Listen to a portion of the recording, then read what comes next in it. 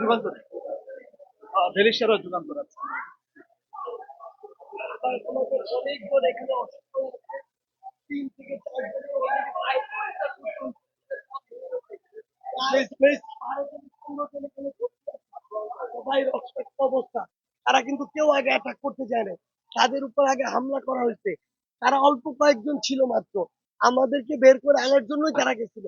কিন্তু তাদেরকে শান্তিপূর্ণ অবস্থানে দেখে আনসার নামক কিছু সন্ত্রাসী তাদের উপর অ্যাটাক চালায়। এরপরে তারা রক্তাক্ত হয়ে যখন মেডিকেলে এসে ভর্তি হয়, তখন বিশ্ববিদ্যালয়ের সবাই গিয়ে ওই আনসার নামক সন্ত্রাসীদেরকে প্রতিহত করে। ওইখানে কোনো আনসার ছিল না, যদি থাকতো তাহলে তাদেরকে নিয়ে 2 বার বসা হয়েছে। অধিকাংশ দাবি তখনই মেনে নেওয়া হয়েছে, বাকি দাবিগুলোর জন্য সময় চাওয়া হয়েছে। একটি রাষ্ট্রের অন্তর্বর্তীকালীন সরকারের 20 দিন হয়নি, আপনি যা চাইবেন তাই তো মেনে নেওয়া সম্ভব না। একটা রাষ্ট্রের 4 ভাগের 1 ভাগ ডুবে যাচ্ছে, আইন শৃঙ্খলা পরিস্থিতি এখনো স্বাভাবিক হয়নি। সেই জায়গায় আপনার দাবিগুলো যৌক্তিক না অযৌক্তিক এগুলো বিবেচনা করার মতো তো সময় দিতে হবে, রাষ্ট্রকে এইটুকু তো সময় দেওয়া হবে। না দিয়ে তাদের সাথে বারবার বসার পরও তারা যখন ওইখান থেকে সরে যায়নি, রাত 9টা বেজেছে, 10টা বেজেছে, তারা পুরো সচিবালয়ের 5টি গেট ব্লক করে রেখেছে, আমাদেরকে ব্লক করে রেখেছে। এরপরে ছাত্র জনতা তাদেরকে প্রতিহত করেছে।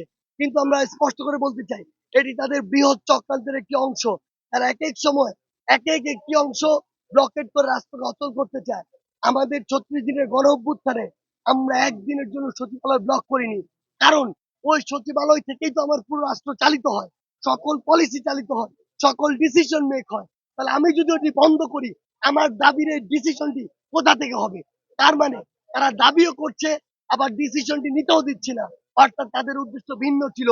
আমরা স্পষ্ট করে বলতে চাই, আমাদের ভাইদের এই রক্তের প্রতিশোধ আমরা নিব, আমাদের ভাইদের এই রক্তের প্রতিশোধের আমরা বিচার চাই। এবং এরপরে সচিবালয়ের আশেপাশে এমন উদ্দেশ্যে কাউকে দেখলে তাদেরকে ছাত্র জনতা চিরদিনের জন্য যেভাবে প্রতিহত করা দরকার সেভাবে প্রতিহত করবে।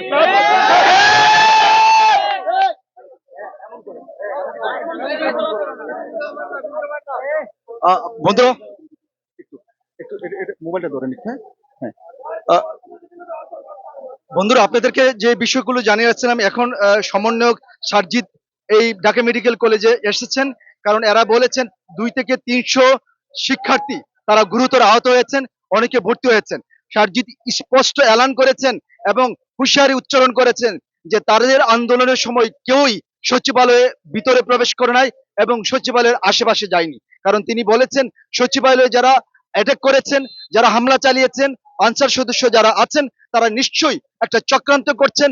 বর্তমান সরকারের যে বিজয়কে নস্যাৎ করার জন্য তারা উঠে পড়ে লেগেছেন। সারজিৎ আলম আরো অভিযোগ করেছেন যে তারা আনসারের আদলে, আনসারের গোপনতা রক্ষা করে অন্য পোশাক পরে কিংবা পোশাক পরে সরকার হটানোর জন্য এবং সরকারকে চাপে ফেলানোর জন্য এরকমটা করেছেন। এবং এও অভিযোগ করেছেন সারা বাংলাদেশের মানুষ যখন ত্রাণের জন্য বেকুল হয়ে আছেন, ফেনী সহ 11টা জেলার মধ্যে ত্রাণ পাঠাচ্ছেন, তখন আনসার সদস্যরা রাজধানীতে যেসব ট্রাক যাচ্ছিলেন, রাজধানীতে যারা মিনি বাস যাচ্ছিলেন বা ছোট ট্রাক যাচ্ছিলেন ত্রাণ নিয়ে, সেই ত্রাণের গাড়ি তারা আটকে দিয়েছিল। এবং সেটা প্রতিরোধ করার জন্য এবং বোঝানোর জন্য ছাত্র জনতা সেই সচিবালয়ের সামনে যাওয়ার পরে ছাত্র জনতার উপর নির্মম ভাবে তারা হামলা চালিয়েছেন। কেউ কেউ বলেছেন তাদের উপর গুলি চালানো হয়েছে এবং নির্মম ভাবে তাদেরকে প্রহার করা হয়েছে। এই ইতিমধ্যে আপনাদেরকে জানিয়ে রাখি, হাসপাতাল কর্তৃপক্ষ জানিয়েছেন ঢাকা মেডিকেল কলেজের প্রায় 250 স্টুডেন্ট আহত হয়ে ঢাকা মেডিকেল কলেজে এসছেন এবং অনেকেই ভর্তি হয়েছেন। তাদের 2-4 জনের সংখ্যা অবস্থায় রয়েছেন বলে এখানকার কর্তৃপরত যে চিকিৎসক আছেন তারা গণমাধ্যমকে জানিয়েছেন।